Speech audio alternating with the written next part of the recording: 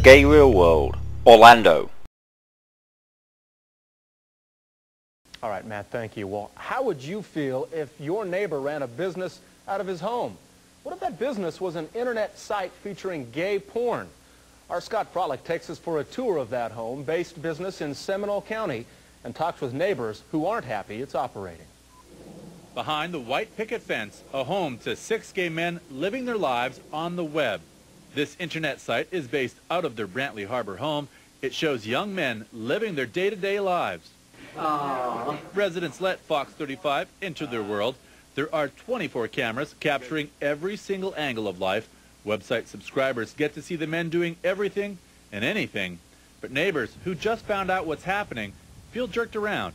They have big parties where they don't have any clothes. Laura Lacey lives right across the street from the house. The widow has lived in her home for 30 years. She says the gay porn house is forcing people out. One of the neighbors across from them has moved. He said he could not let his children be brought up in any environment like that. In this community, honorable mention awards are given for Christmas decorations.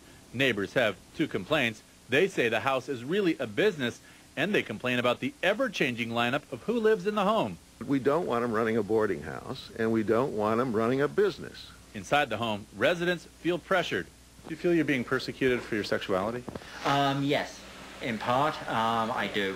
It's when the neighbors found out we're a group of gay guys, they weren't hostile at the time, but they certainly didn't welcome us into the neighborhood. Is it what's going on inside this home that bothers people, or that it's perhaps not the right place to do it? Everybody's got to make a living. I can't fault them for doing what they want to do. That doesn't bother me at all.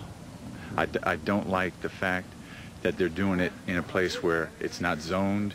It's going to be very difficult to close down this house. That's because the Court of Appeals has ruled it's okay to operate a business in a home in a family area.